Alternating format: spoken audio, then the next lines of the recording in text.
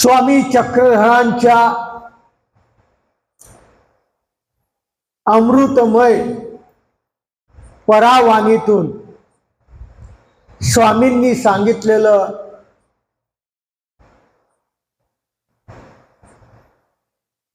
तत्वज्ञान नागदेव आचार्यांना मुख्य करून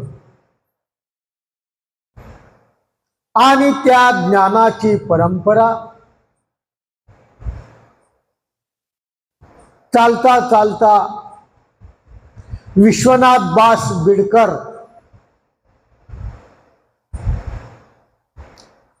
यांनी केलेलं अधिकरणापासून अवगत ज्ञान आणि त्या ज्ञानाच्या नुसार हा केलेलं स्थळ अनृत्य स्थळ आपण श्रवण करत आहात.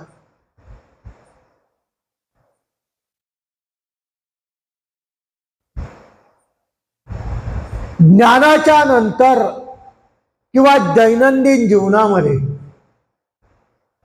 आपल्या विधीला आचाराला खूप महत्त्व आहे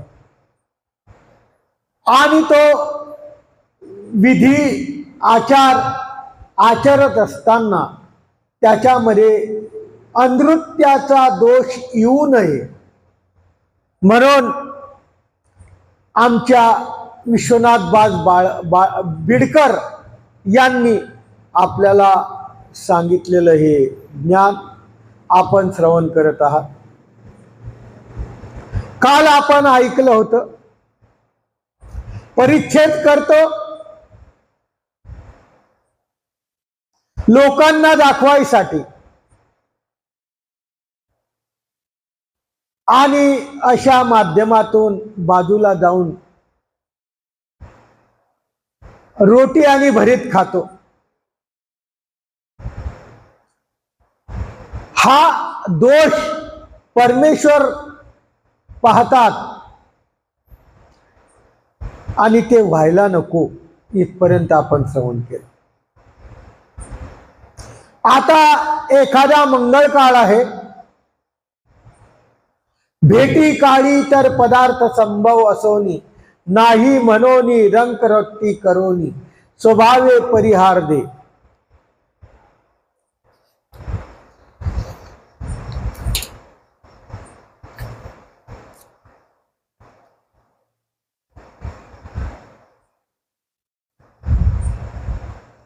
मंगळ काळ आलेला आहे. काही कार्यक्रम आहे.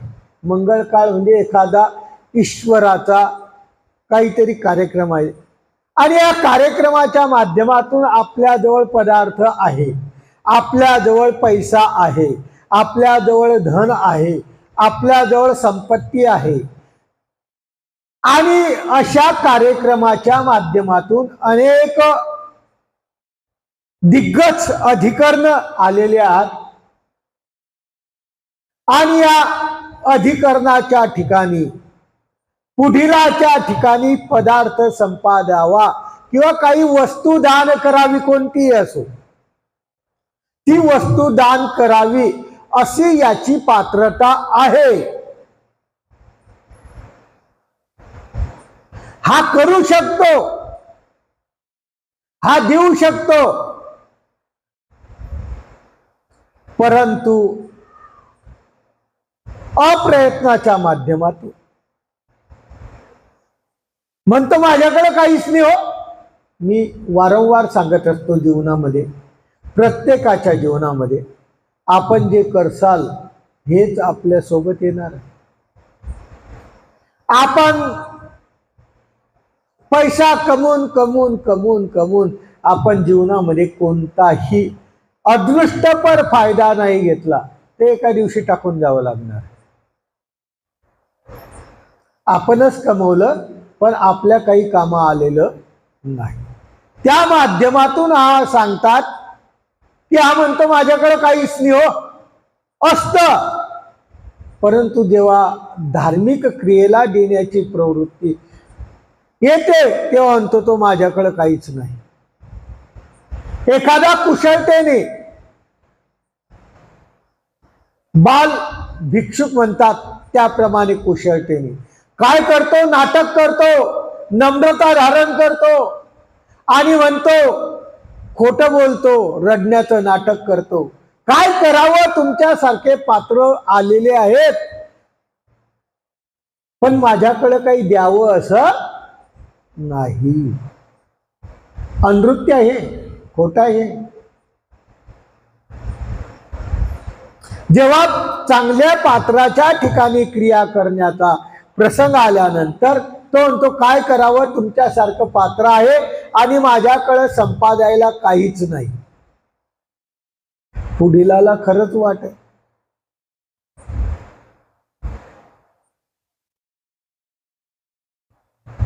परंतु देवाला समज, पुढीलाच्याही लक्षात येतं.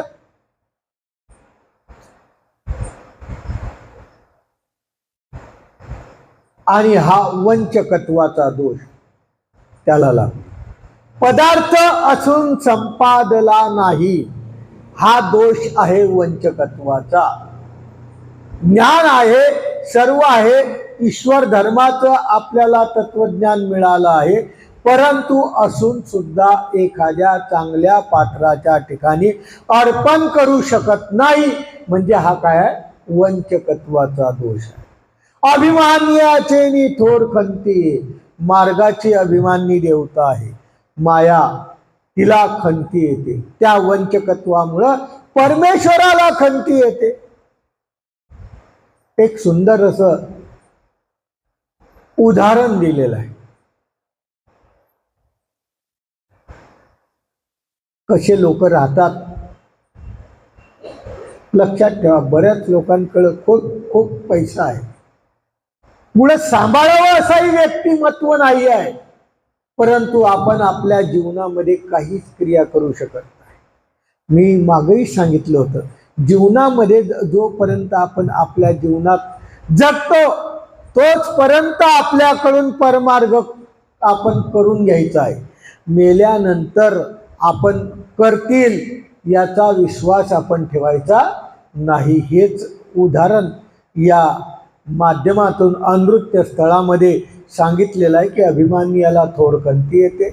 त्या वंचकत्वामुळं मायेला येते, परमेश्वराला येते आणि तेने लुब्ध पाणीची पर होय.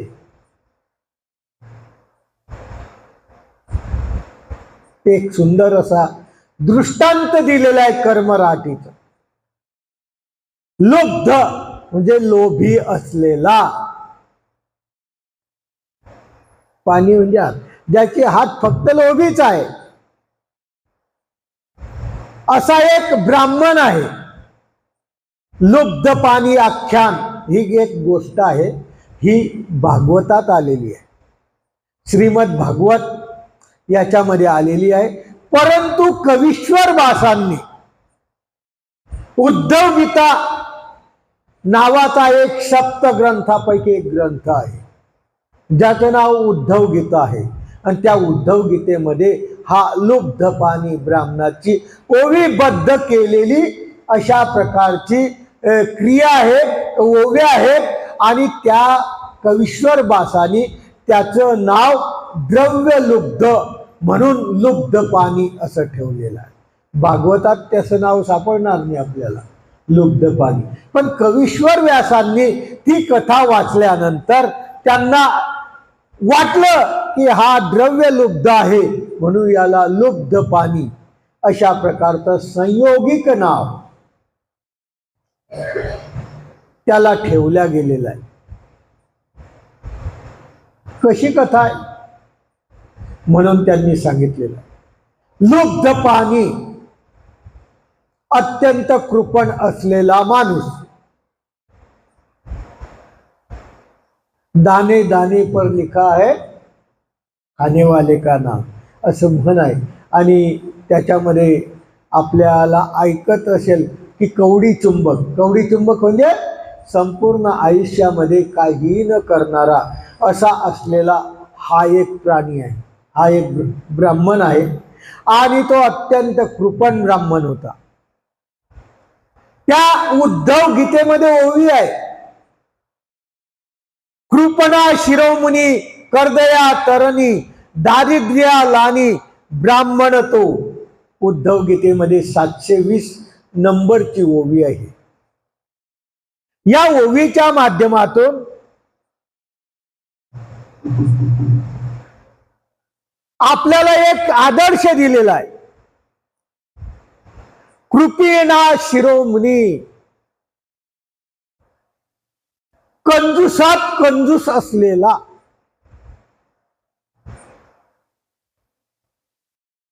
इतका कंजूस राहतो, काही खोबऱ्याचं तेल खाली पडलं ना ते बी अंगाला लावून घेतो. तूप जर खाली पडलं ना,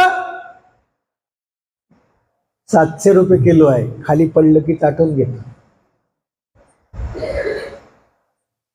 असा प्रकारचा हा कंजूसातला कंजूस करता ना. अशा प्रकारचा हा कंजूसातला कंजूस माणूस होता. कर्दया म्हणजे संपन्न असून सर्व त्याच्याजवळ पैसा अडका असून सुद्धा द्रव्य खर्च करू शकत नव्हता. करण्य म्हणजे खाणाराला कधीच त्यांनी दान दिलं नाही. तरणी म्हणजे इतका सूर्य होता, कंजूसतेचा इतका सूर्य होता हा, की आयुष्यात कधीही यांनी कोणतीही क्रिया केली नाही. कशासाठी सांगतायत हे? आपण माग जी कथा ऐकली की असून सुद्धा दान देणं नाही, हा वंचकत्वाचा दोष आहे. याच्याने मार्गाभिमानीला खंती येते, ईश्वराला खंती येते. म्हणून जीवनात क्रिया करत राहा. जीवनात वायबार पैसा खर्च करतो आपण, जीवनात चांगल्या पात्राच्या ठिकाणी क्रिया करत राहा. म्हणून हे म्हणतात की संपत्ती असून सुद्धा दारिद्र्यासारखा राहणारा तरणी, संपत्ती असून सुद्धा स्वतःसाठी दारिद्र्यासारखा राहणारा, वैभव संपन्न असून दारिद्र्याची लानी म्हणजे दारिद्र्याची शेवटची मर्यादा. चप्पल सुद्धा तुटली ना, ती सुद्धा शिवायला पैसे लागतील म्हणून तसंच. असे आहेत लोक, द्रव्यानी संपत्तीने परिपूर्ण आहे, परंतु अशा प्रकारचा शेवटची मर्यादा सीमेची तरणी म्हणजे दारिद्र्याचा शेवटचा असलेला हा असून दारिद्र्य जणू खानच होती, दारिद्र्याची खानच होती. पण तो लुब्ध पाणी घरी पियो न सुये पाणी, कुटुंबावरेच विनवी एर काही सांगू. घरातल्या लोकांनी जर त्याला काही मागितलं, विनंती केली की बा किराणा संपलाय, पैसे देत, घरच्या माणसांना सुद्धा तो पैसे देत नव्हता. असा असलेला हा लुब्ध पाणी, मा पियो न सुये पाणी, दुसऱ्याला काय पाणी पाजत. जर घरातल्या कुटुंब परिवाराची सुद्धा काळजी घेत नव्हता तर दुसऱ्याला पाणी द्यायचा प्रश्नच नाही, इतराला काय सांगावे. असा कृपण कंजूस पैसा अमाप कमवून ठेवला, पैशाला सीमाच नाही, पण जीवनामध्ये परमार्गासाठी असो का कोणत्यासाठी खर्च केलेला नाही, फक्त साठवतच गेला. एकदा काय झालं, एका राजाची धाळ त्या ब्राह्मणाच्या घरावर पडली. धाळ त्या ब्राह्मणाच्या घरावर पडल्यानंतर त्या राजाने सर्व त्याच्या घरातला पैसा लुटून नेला, सर्व हिरावला पैसा. काय राहिलं मग? सर्व पैसा गेला. जीवनामध्ये कोणतीही क्रिया न केलेला माणूस संपूर्ण पैसा त्या राजाने लुटून नेल्यानंतर याच्याकडे फक्त पश्चाताप राहील. काही फायदा आहे का पश्चाताप आल्यानंतर? संन्यास घेतला म्हणे, आता काहीच नाही, मग काय करायचं, खायला भेटलं पाहिजे ना. जीवनामध्ये कोणतीच क्रिया केली नाही, अशी परिस्थिती झाली. लक्षात ठेवा. हे कशा करता सांगितलं. आपल्याजवळ जर पैसा असला आणि आपण जो उपयोगी नेला नाही परमार्गाच्या, तर आपली ही गत असाच जाईल. तो पैसा वायबार जाईल. वायबार जाईल म्हणजे इथं राजाने आक्रमण केलं, आता राजा आक्रमण करणार नाही. आपलाच मुलगा अशा प्रकारचा वाईट संस्काराचा निघेल की तो आक्रमण करून संपूर्ण उधळून टाकेल. तुमच्या म्हातारपणी तुमच्याजवळ 1 रुपया सुद्धा राहणार. अशी कंडिशन आज जगात आहे. त्या ब्राह्मणासारखी कंडिशन झाली. आणि काय झालं की त्याच्याकडे काहीच राहिलं नाही, वंचकत्व करत गेला आणि त्यामुळे अदृष्टाची खंती आली. लक्षात, पैसा असून सुद्धा जर क्रिया केली नाही, ज्याच्याकडे नाहीच, नाहीच असा एकही नाही या जगात. आता पैसा नाही असा एकही नाही. प्रत्येकाकडे पैसा आहे, फक्त कोणत्या पात्रतेच्या ठिकाणी, कोणत्या काळाच्या ठिकाणी, कोणत्या ठिकाणी वापर करावा हे करत नाही. बाकी पैसा प्रत्येकाकडे आहे. परंतु याची गत अशी झाली की ते पैसा सर्व चालला गेला. पश्चाताप आला. आयुष्यात कोणतीही क्रिया घडली नाही आणि शेवटी अदृष्टाची खंती प्राप्त झाली. अदृष्ट आपलं अदृष्ट असेल किंवा कर्मराठीचं अदृष्ट असेल, ज्याने आपल्याला सुखरूप फुटक्रियेचा भोग दिला, ती देवता असेल, कोणीही असू शकतं. त्यानुसार जर तुम्ही वापर केला नाही तर ती देवताही रुष्ट पावते आणि परमेश्वरही रुष्ट पावतो. म्हणून ते काय होतं, अशा प्रकारचा उचित पदार्थ जर वेचला नाही उचित ठिकाणी, तर अशा प्रकारचा परमेश्वराला खंती येते. आणि काय होतं, एखादा पदार्थ आहे घरात,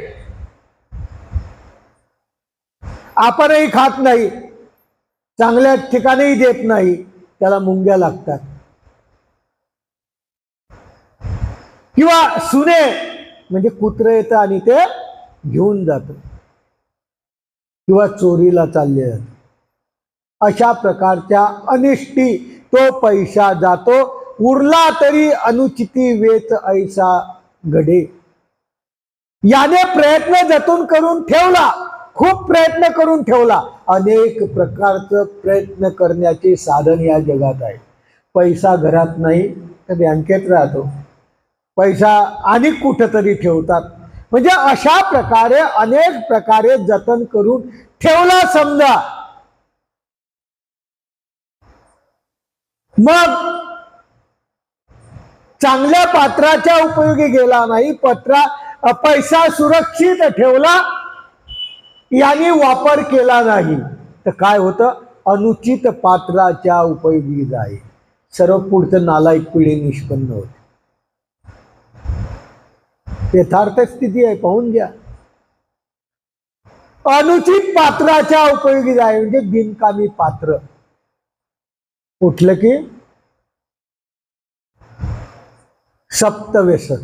सप्तव्यसनाच्या नादी लागतो आणि तो पैसा जिथं जावा तिथं जातो. म्हणजे जीवनामध्ये आपल्याजवळ परमेश्वराच्या भरभराटीने, परमेश्वराच्या कृपेने आपल्याकडे पैसा जर आहे तर आपण तो खर्च करावा. केला नाही तर हेही अनृत्य स्थळामध्ये आहे.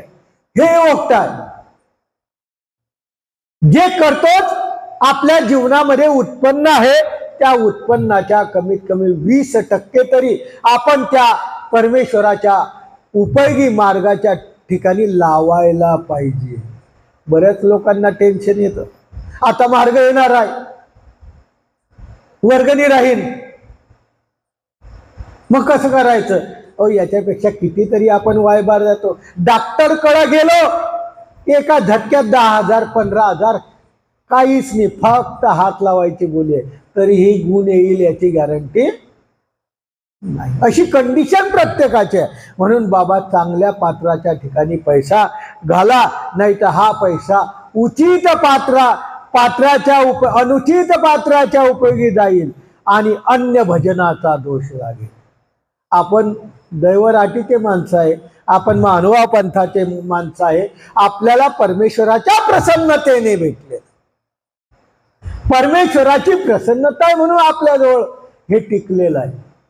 साधेला सांगितलेलं आहे देवानी, साधेव कवनाते काय याचे, हे सकाळी देवाचे मा देव देते आपले, देवानी दिलेलं ते आपलं आहे. जे आपला देवानी दिलेलं ते आपलं आहे, तेच आपण देवाला अर्पण करावं. हा संदेश या नृत्य स्थळातून आचाराच्या माध्यमातून आपल्याला देत आहे की त्यामुळं जर तुम्ही केलं नाही, अनुचित पात्राच्या उपयोग गेलं तर अन्य भजन लागेल. आपण पैसा कमवून कमवून कमवून ठेवला आणि तो अन्याच्या ठिकाणी गेला, म्हणजे त्यांनी वायबार केला, तो दोष आपल्याला आहे. लक्षात ठेव, पैसा त्यांनी उडवला परंतु आपल्याजवळ होता, त्याचा दोष आपल्याला आहे. एक प्रश्न विचारला होता शिलाबाईंनी, आपणही घरात राहतो, आपणही काही पैसे घरातले थोडे थोडे बाजूला टाकतो, पतीच्या चुपचाप करतो असं, आणि मग ते परमार्गाच्या ठिकाणी उपयोगी करतो. मग तेही अनृत्य झालं, तेही खोटं झालं असं त्यांचं म्हणणं. करतो ना आपणही, त्यांच्या याच्याने पैसे आपण अलिप्त टाकतो आणि आपण त्या क्रिया करतो, मग ते अनृत्य झालं, हेही खोटं बोलणं झालं.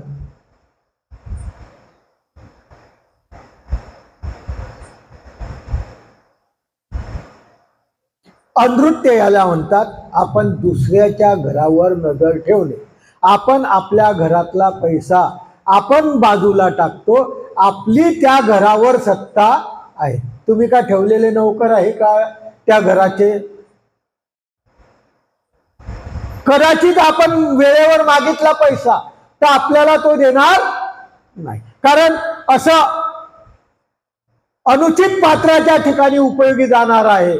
असेही लोक आहेत, त्यांचा पैसा उचित पात्राच्या ठिकाणी जात नाही, अनुचित जातो. आणि आपणच जर आपला त्या घरावर सत्ता असल्यामुळं त्या घरावर आपण जितका पुरुष मालक आहे तितकीच त्या घराची स्त्री ही काय आहे, मालकीन आहे. असं समजायचं नाही की माणूस कमवून आणतो म्हणजे माणसाची संपूर्ण 7-12वर तुमचं नाव असेल, तरी पण तुम्ही मेल्यानंतर कोणाच्या नावावर येतं ते मला माहित नाही. कोणाच्या नावावर येतं? काय म्हणतो? बाईच्या नावावर येत नाही? म्हटलं काय येत नाही? येत नाही म्हटलं काय येत नाही? मुलाचा पटकन दिसलं तुला, तिथं बाईचं नाव सुद्धा लागतं का नाही? बरं मुलांनी इकाव बरं बाईच्या विरहित विकल्या जाते का? म्हणजे सत्ता आहे ना, म्हणजे गव्हर्नमेंटला सुद्धा हे मान्य आहे. हा संसाराचा सृष्टीचा नियम आहे. म्हणून कदाचित असंही असली क्रिया. उमाईसाचं उदाहरण आहे. स्वामी चक्रहांच्या काळात सारंग पंडिताची पत्नी उमाईसा, ही उमाईसा खूप धार्मिक होती आणि सारंग पंडित खूप नालायक होता. ती काय करायची, काही पदार्थ आला का ते स्वामींना पैठणला त्याला न मागता न विचारता दुसऱ्या रस्त्याने घेऊन जायचे. स्वामींनी सांगायला पाहिजे होतं तिथं, हे अनृत्य आहे, खोटं बोलते तू. कधी शिक्षा पण केलं उमाईसाला? उदाहरण, जितका तुमचा अधिकार आहे तितकाच त्यांचाही अधिकार आहे. म्हणून जर आपण त्यांचा पण तो वाचवलेला जो पैसा आहे त्या पैशातून जर क्रिया तुम्ही केली तर माणसाला मात्र गुमट लागणार नाही. हे 100% कराय, त्या माणसाला लागणार नाही. माणसाने स्वतंत्र क्रिया केली तुमच्या विरहित तर तुम्हाला लागणार नाही. हा दैवराटीचा नियम आहे. जो करेल त्यालाच लागेल. पैसा जरी एकत्रता असला पण ज्याच्या नावाने क्रिया केल्या जाईल त्यालाच ते गोमट लागतं. म्हणून ते म्हणतात की ज्याप्रमाणे असा अनुचित पात्राच्या ठिकाणी पैसा गेला तर अन्य भजनाचा दोष लागतो. कशाला आपण लावून घ्यायचा? आपलाही अधिकार आहे. आपणही इतरापेक्षा जास्त देण्याचा प्रयत्न करायचा, हेच सोबत येणार. नेमकं काय होतं, आपलं मंदिरात आल्यानंतर आपण काय करतो, पवत्याला आल्यानंतर 10 रुपये ठेवतो. आपल्या घरी जर एखादा नातेवाईक आला तर 10 रुपयाची चॉकलेटही येत नाही. आता द्या बरं त्याच्या हातात 10 रुपये. तुम्ही तुमच्या घरी एखादा तुमचा भाचा आला, जाताना त्याच्या हातात 10 रुपये द्या. काय म्हणतो तो? काय मामा आहे आपला म्हणतो का? लक्षात ठेवा, जर हा व्यवहार तुम्ही सांभाळता तर त्याच्यापेक्षा हा व्यवहार अतिशय महत्वाचा आहे आणि हे केलेलं तुमच्या जीवनाच्या उपयोगी आहे. हेच नृत्य स्थळामध्ये शिकायचं.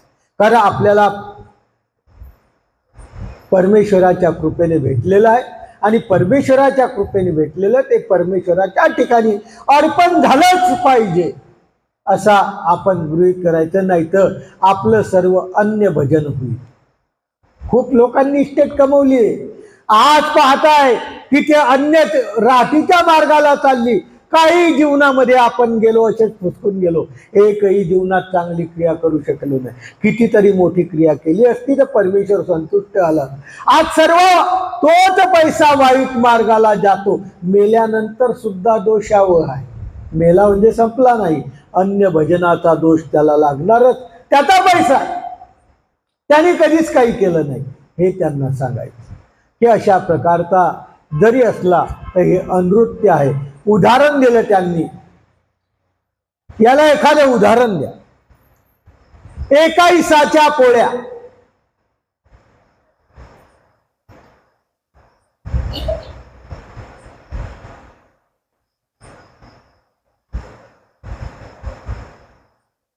एका इसा एक बाई होती, स्वामी चक्रहांच्या जवळ बसलेली होती. नागदेव आचार्याला स्वामींनी बाहेर आसू आणायला पाठवलेलं. येलम भट्टाच्या घरी आसू म्हणजे पैसे काहीतरी कोणाला द्यायचे होते. आसू आणल्या गेल्या, त्याला भूक लागलेली होती. स्वामी म्हणतात, अरे कोणाजवळ शिदोरी आहे का, कोणाजवळ भाकर आहे का? पात्र भुकेला आहे. दुकाळे किया भुकेलिया थोर गोमटे. लक्षात ठेवा, आदर्श आहे हा. कोणाजवळ भाकर आहे का? स्वामी चक्रधर प्रत्येकाकडे पाहिजे. त्या शिदोरीकडे पाहिजे, नागदेव आचार्याकडे पाहिजे.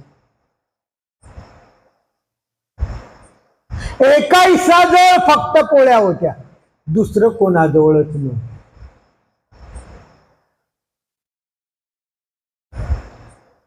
नागदेव आचार्यासारखं पात्र की ज्याच्या पायाची रज सुद्धा आपण बराबरी करू शकत नाही, असं श्रेष्ठ असलेलं पात्र, ते पात्र भुकेलं आहे. परमेश्वर विचारता आहे की बा कोणाजवळ आहे का, भाकर आहे का, पोळी आहे का? पण ही एकाईसा असूनही चांगल्या पात्राच्या ठिकाणी अर्पण व्हावं तिचा भाव नव्हता. अर्पण केली नाही. परमेश्वर तर तृप्त काम आहे हो. परमेश्वराच्या भक्ताला भूक लागेल जसं काही नाही, परंतु पुढच्या जीवाला क्रिया घडून द्यायची आहे. योग येतो, परंतु लोक हा योग डावलून टाकतात. योग आल्यानंतर डावलणं म्हणजे खूप आपल्या जीवनामध्ये वाईट काम करणं आहे. आणि तेच काम एकाईसाने केलं. दिलं नाही. स्वामींजवळ उठली, बाहेर गेली आणि त्या पोळ्याला, त्या शिदोरीला एका अस्पृश्य माणसाचा काय झाला, धक्का लागला. ती ब्राह्मण होती आणि लागला धक्का कोणाचा? अस्पृश्य माणसाचा धक्का लागला. तिने जे शिदोरी तिथंच टाकून दिली. कोणाच्या उपयोगी गेली? हिला नाही, नागदेवाचार्याला नाही, अस्पृश्य माणसाच्या उपयोगी गेली.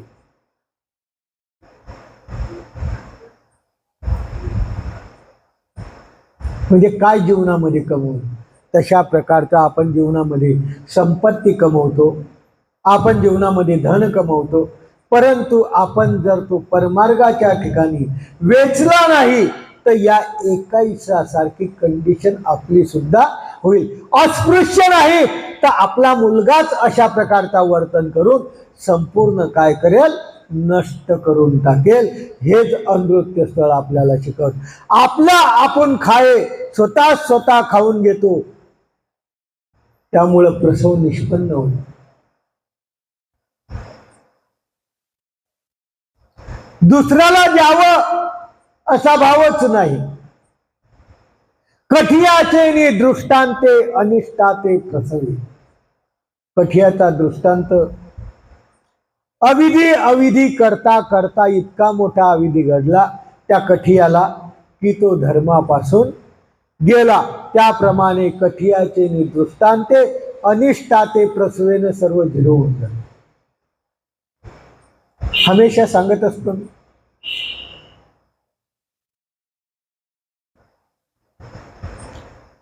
की आपण आपला पदार्थ दुसऱ्याच्या उपयोगी जाईल अशी आपण भावना हमेशा ठेवायला पाहिजे. आपणच आपला खाये स्वतःच खाऊन टाकलं तर कठियाच्या दृष्टांताप्रमाणे घट. कधी खातो आपण आपलं? कधी खातो? खातो का? नाही खात. नाही खात. खातो मागचे ऐकून येत. मग पुढे बसा ना. माझा आवाज तर खूप मोठा आहे बापा.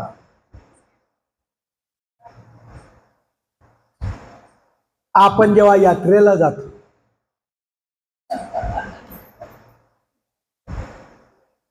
जो तो ज्याची त्याची शिदोरी खाळून काय करतो?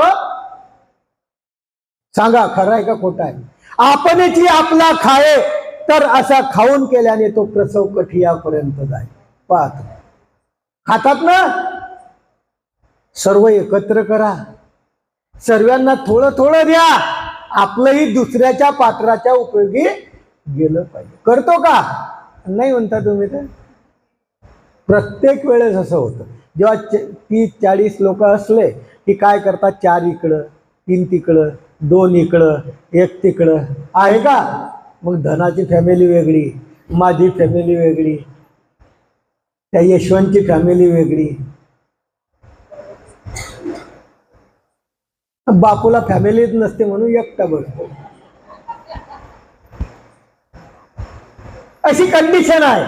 आणि अनृत्य स्थळामध्ये आपण हे शिकायला पाहिजे.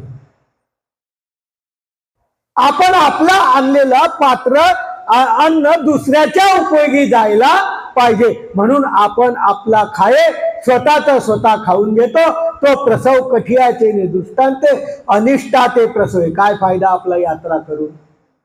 अनिष्ट जोडून घेतलं. ते प्रसवे म्हणजे भिक्षू वंचिला. आता विचार करतील एवढ्या प्रत्येकाचं ते जर खाणारच मी ते. परंतु आपलं काम आहे अर्पण करणं, सर्वाला देणं. एकट्या भिक्षुकाला नाही, सर्वाला दे. सर्व ईश्वराचे काय आहे? साधन म्हणताय. स्थान, प्रसाद, भिक्षुक आणि वासनिक 4 साधना आहे त्यावेळेस. त्या साधनामधले 2 साधना आहे, वासनिक आणि भिक्षुक. परस्परात तुमची देवघेव झाली पाहिजे. जर आपण आपलाच खायलं तर कठियाच्या दृष्टांताप्रमाणे. आणि ते प्रसवे वंचिले आपणच ही बक्षिला. आपणच आणली ना, आपणच खाल्ली. खूप मोठेपणा केला का? वासना चौगुणा होते. याच्याने काय होते? ती प्रतिकारंता वाढत जाते.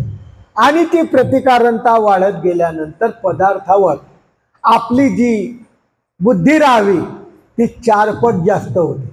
आपल्याला प्रत्येक ठिकाणी खावं वाटते.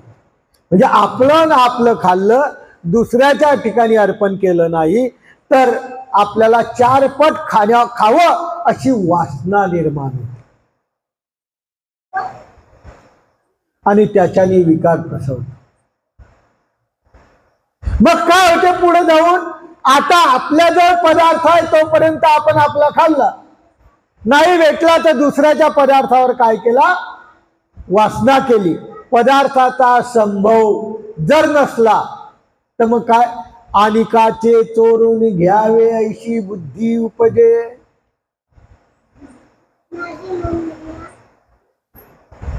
आहे ना, बरोबर आहे ना. काय, इतरांचा पदार्थ न पुसत घ्यावा अशी बुद्धी आपोआप उत्पन्न होते. काय तिला काय विचारतो, आपलं जाय घेऊन, अशी बुद्धी आपोआप होतं का नाही. असं अनृत्य स्थळ आहे, किती सुंदर सांगितलेलं आहे की जीवनामध्ये वर्तन कसं करावं. इतरचा पदार्थ न पुसत घ्यावा अशी बुद्धी आपोआपच उत्पन्न होते. कशामुळं, मागचा आपला पदार्थ आपण अनिकाच्या ठिकाणी संपादलेला नाही म्हणून तो 4 पट आपली वासना झाली. शेवटी आपला पदार्थ संपला म्हणून आपली नजर दुसऱ्याच्या पदार्थावर गेली. मग न पुसत तो पदार्थ घेऊन आले. कलियुगाचा पहिला धर्म आचारावा असावा म्हणून ते अविधी आपल्याला घडायला नको पाहिजे. ते अशा प्रकारचा चोरीचा भाव आपल्या अंतःकरणात. आपण म्हणतो की आपण चोरलं नाही, पण एखाद्याला एखादी वस्तू कितीही जिवलग असो पण न विचारता घेतली म्हणजे ते चोरीची आहे. त्यांच्या समोर बी घेतली तरी माघारी घेणं तर आहेच आहे.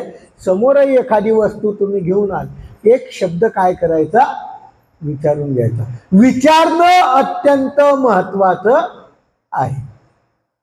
ते नाही म्हणणार नाही, त्याचा वाद नाही, पण आपल्याला त्या दोषापासून काय वाटेल, मुक्तता मिळेल म्हणून ते आपण काय करतो, ते अविधी वाढून तस करतो. चोरी लिहा त्या दुःख होईल. ज्याचा पदार्थ आहे त्याला वाईट वाटतं, अरे वा मला विचारलं मी, किती नाही जावं लागलं असलं, मला विचारलं मी नाही, वस्तू घेऊन गेले. थोडस प्रत्येक जीव आहे, प्रत्येकाच्या मनाला अंतःकरणाला ते वाटतं आणि त्याला दुःख होतं की मला विचारलं मी नाही, डायरेक्ट घेऊन गेले.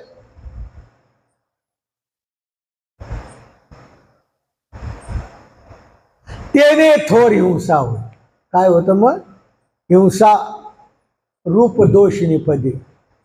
पुढील जळतो ना. हो, आपण एखादी वस्तू घेतली, त्याच्या अंतःकरणात थोडीशी किलमित झाली तर तो जळाला, आणि जळाला तो दैवराटीचं पात्र असेल, परमेश्वरा मार्गाचा असेल. मग याला काय होईल, एका पदार्थाच्या माध्यमातून कुठपर्यंत पोहोचला, चोरण्यापर्यंत पोहोचला. का तर आपण पदार्थ खाल्ला म्हणून तो जर अर्पण करत गेला असता तर इथपर्यंत त्याची प्रतिकारता आली नसते. म्हणून बाबांनो, हा एक आदर्श दिलेला या अनृत्य स्थळात विश्वनाथ बास बिडकरांनी, की आपण अशा माध्यमातून, अनृत्य स्थळ म्हणजे काय, तत्वज्ञानातून काढलेला एक पॉइंट. आचारस्थळ काय, आचाराच्या वचनावर केलेलं भाष्य. अनृत्य म्हणजे लोक जे खोटं बोलतात त्याच्यावर केलेलं भाष्य, दुसरं काहीच नाही, त्याच्यावर केलेलं भाष्य. म्हणून त्यांनी सांगतात की जळतो दैवराठीचं पात्र आणि मग थोर नरक निष्पन्न होतात. त्याच्यामुळे आपल्याला नरक झाले. काय झालं, एखाद्या साध्या पदार्थापासून नरकापर्यंत पोहोचण्याची गत आहे. आता लोक म्हणतात नरकच पाहिले नाही आम्ही.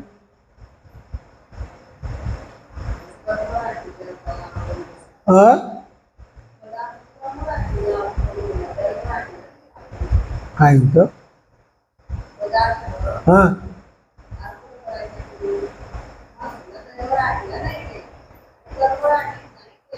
चोरला तर अन्य भजन होईल. मग हे काय चालू आहे? कोणाच्या ठिकाणी चालू आहे हे? कुठं सांगितले तर अन्याच्या ठिकाणी अर्पण करावा? दैवराठीत चालू आहे ना, तुम्ही ऐकता कुठल्या आहे? मग मी तेच सांगतो की आपण कोणत्या मार्गाचे आहेत? ईश्वर मार्गाचे. आपण काय ऐकतो आहे? अनृत्य स्थळ. या अनृत्य स्थळामध्ये वास्तविक आणि भिक्षुक या दोघांची काय केलेली आहे? सांगळ घातलेली आहे. मग वासनिक कोण राहतो? इथलाच राहील ना, भिक्षुक बी इथलाच. हा पात्र पदार्थ संपादकत्व करतो कोणाच्या ठिकाणी? अन्य लोकांच्या. अन्य भाजन होईल ते कसं? जर तुम्ही पदार्थ साठवून ठेवले, परमार्गाच्या ठिकाणी अर्पणच केला नाही, पैसा भरपूर आहे, अर्पण केला नाही, तुम्ही फुसकून गेले, तो पैसा कुठे जाईल? तुमचा पोरगा चांगलाच निघल. कशावरून? म्हणजे नाहीच नाही. कारण तुमचे संस्कार तसे आहे, तर त्याचे संस्कार त्याच्या पलीकडे राहते. किती मोठा संस्कार क्षीण होत चाललेलो आहे आपण. किती मोठे क्षीण आहे. आपल्या गावात 70 घर आहे. 70 पैकी 2 बी आले तर किती लोक होतात? 140. 140 ना? किती आहे मोजा बरं? 40 आहे का? नाही आहे. म्हणजे किती संस्कार शून्य होत चाललं. याला कारण आहे की आपण कोणत्याही गोष्टीचा हे पाळत नाही, परंतु हे आपल्या उपयोगी येणार नाही. आपण जे करतो आहे त्या माध्यमातून जर आपण अर्पण नाही केलं, आपण मंदिरातही नाही आलो, आपण क्रियाही नाही केली, तर आपला पैसा अन्य भजनाकडे गेल्याशिवाय राहणार नाही, जाणारच, एवढी गॅरंटी आहे. प्रत्येक वाचनिकांनी ऐकायला पाहिजे काय आहे मानवा पंथाचं तत्वज्ञान. नाही तर मग ठरलेलं आहे, ते म्हणतात नरक आम्हाला माहीतच नाही, मेल्यावर कोण पाहिलं, असं जे म्हणणारे लोक आहेत त्यांना जिवंतपणीच नरक आहे. मरणं खूप अलग झालं, जिवंतपणीच नरक होतात. आत्माच जात नाही, अनेक प्रकारच्या दुःखाला पात्र होतो. काय मेल्यावर नरक असतील ते असतील, पण जिवंतपणी नरक आहे असं देवानी सांगितलंय. जाणत्या येथची नरक, स्वामी चक्रांनी सांगितलंय, जाणत्याला मेल्यावर नरक होतील असं विचार करायचा नाही, इथंच नरक आहे. म्हणून प्रत्येकाने हा विषय करायचा आहे. कर्मराटीचा ठिकाणी जर गेलं तर अन्य भजन होईल.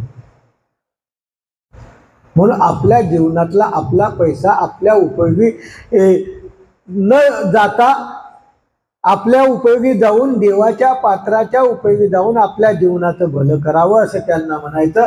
साधारण चूक तुमची नित्य नरकापर्यंत जाते. आणि ऐशेनी अनुचित पदार्थ संग्रह हे विषय शेवणे, असा अनुचित पदार्थाचा संग्रह करता करता करता काय होतं? वाईट मार्गावर येतो. तेने सकळ पापे निपजती. त्यामुळे सर्वच दोष घडतात. का?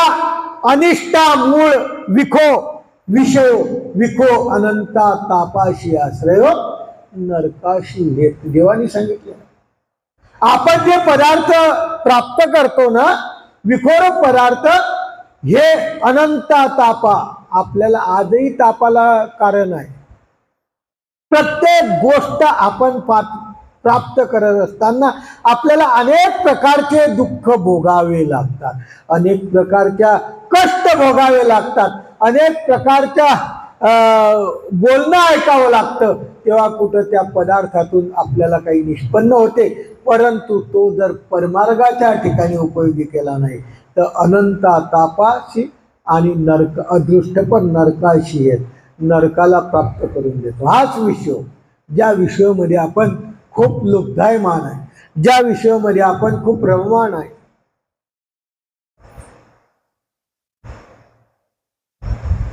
प्रत्येक स्थळामध्ये, प्रत्येक तत्वज्ञानामध्ये, स्वामींच्या तत्वज्ञानामध्ये स्वामींनी प्रत्येक गोष्ट वासनिकाला सांगितली, भिक्षुकाला सांगितली.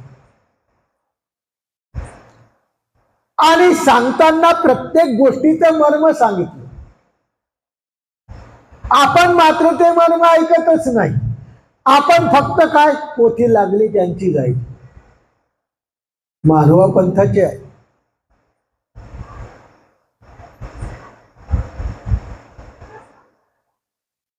जेव्हा पश्चाताप येतो, वेळ शिल्लक नसते, विखो अनंता तापाची आश्रय नरकाची आहे. आपण सर्व सुखी संपन्न असलो तरी आपल्याला अनेक प्रकारचे टेन्शन आहे. आपल्याला अनेक प्रकारच्या दुःखाला सामोरे जावं लागतं. सर्व आहे पण सुख नाही कोणतंच. त्याच्या पलीकडे काय दुःख आहे? विखो अनंता तापाची आश्रय. आणि या तापाशी आश्रय असलेल्या विखोला आपण जर चांगल्या मार्गी लावायचा प्रयत्न केला, तोच विखो जर चांगल्या मार्गी लावायचा प्रयत्न केला तर आपण नरक चुकवू शकतो. म्हणून त्यांनी सांगितलं ते सगळे पापे निपजती, सर्वे दोष घडतात आणि तेने चोरेचे प्रसवे, एखाद्या ग्रस्ताचा थोर, ऐसा पदार्थ चोरी तेने देहगान. काय होतं मग? असं सवय लागता लागता ती प्रतिकारांता हळूहळू वाढते. ती प्रतिकारांता हळूहळू वाढता काय होतं की याला चोरीची सवय लागते. मग एखाद्या व्यवहाराच्या घरी जातो, चांगला पदार्थ दिसतो, चोरून घेतो. चांगली वस्तू दिसली, घालून घेतो.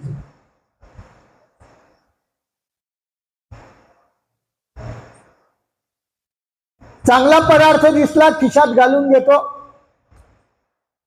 कदाचित एखाद्या चांगली वस्तू चोरून घेतो. कधीतरी काय होतं की तो चोर सापडून जातो आणि प्रसव याचा तिथपर्यंत आलेला असतो. त्यामुळे ते लोक त्याला ताळणही संपादतात.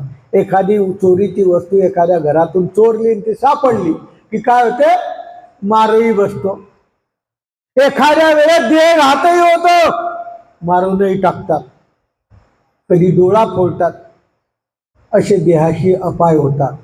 म्हणून ते म्हणतात सुसंस्कारी जीवन पाहिजे. सुसंस्कारी लोक जर काही असले, बिचारे असे हे वाम मार्गाचे असले तर ते असं करतील. पण चांगल्या संस्काराचे लोक आहेत काही, त्यांच्या घरातून जर चोरी केली, बिचाऱ्यांचं संस्कारच चांगले आहेत संपूर्ण, अशा घरातून जर यांनी चोरी केली तर ते काही त्याला मारणार नाही, ते त्याला काही डोळा फोडणार नाही, ते त्याला काही हात तोडणार नाही, ते त्याचा काही देहघात करणार नाही. कारण संस्कारी लोक आहेत. नेलं याने, पकडला गेला, परंतु ते संस्कारी लोक काय म्हणतात, काय हो दादा, तुम्हाला ही वस्तू नेली तर शोभली का? म्हणजे त्याच्यातही माणसाचा काय होतो? कमीपणा. सुसंस्कारी लोक त्याला म्हणतात, दादा शोभते का तुम्हाला? असं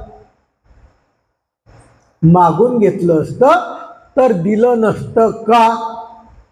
सर्वात महत्वाची गोष्ट आहे, तोंड वाजवून मागून घ्यायचं. प्रत्येक गोष्ट आपल्याला जी लागते ते मागून घ्या.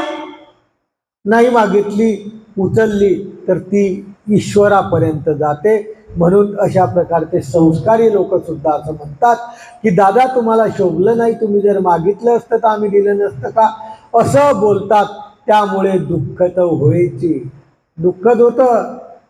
दैन्य झालं, अपकीर्ती झाली ना, हे नाही तर पदार्थ संभवे श्रवणे अन्यत्र स्थळी तस्कर उपद्रव होईल. मागे इत्यादी दोष सांगितले. इत्यादी दोषाचा संभव आहे. अशी लोकांमध्ये वार्ता पसरून जाते की हा चोर आहे. एखाद्या माणूस जर चोरी करायला लागला, काही लोक चोरी म्हणजे घरातच करतात, काही नाही, काही शेतात बी करतात, काही कुठूनही करतात, आहे ना.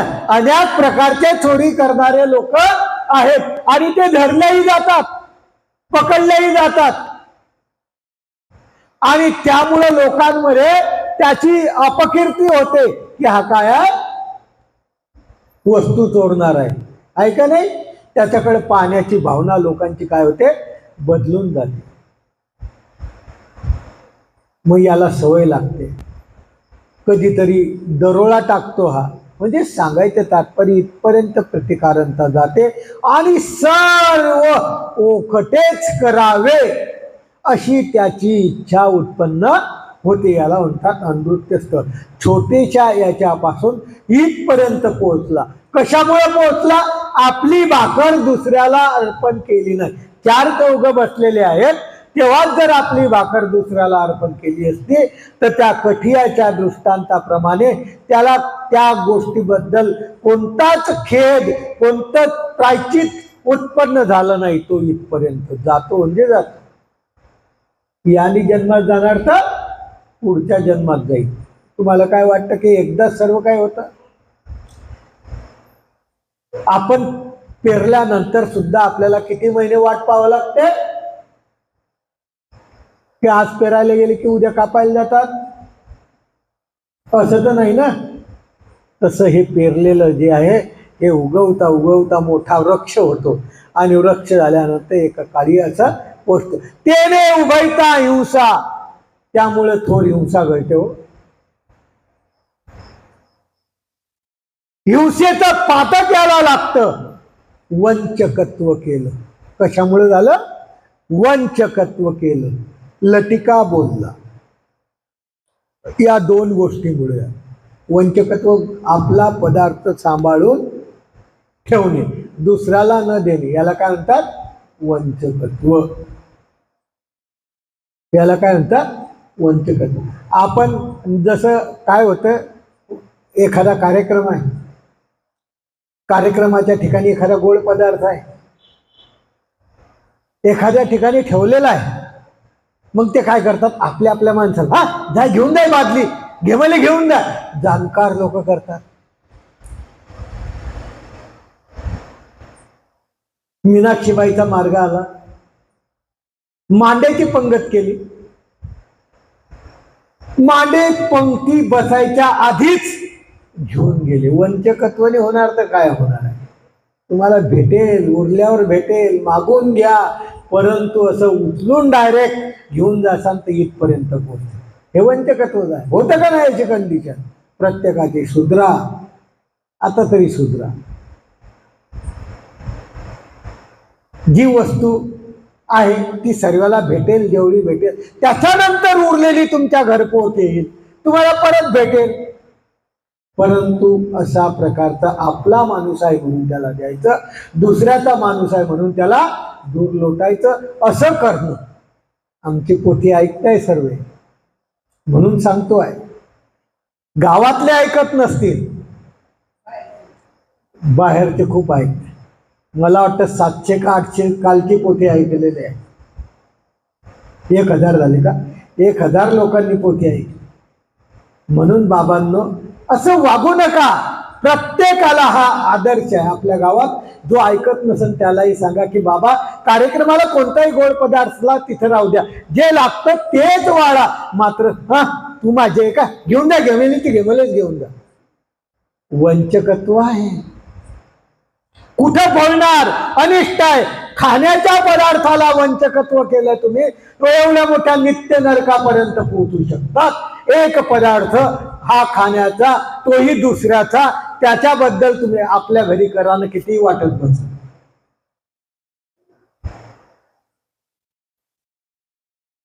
म्हणून ते म्हणतात की अशा प्रकारचं वंचकत्व इथपर्यंत अनिष्ट प्रसवते. अजून लटके बोलल्याने काय काय घडते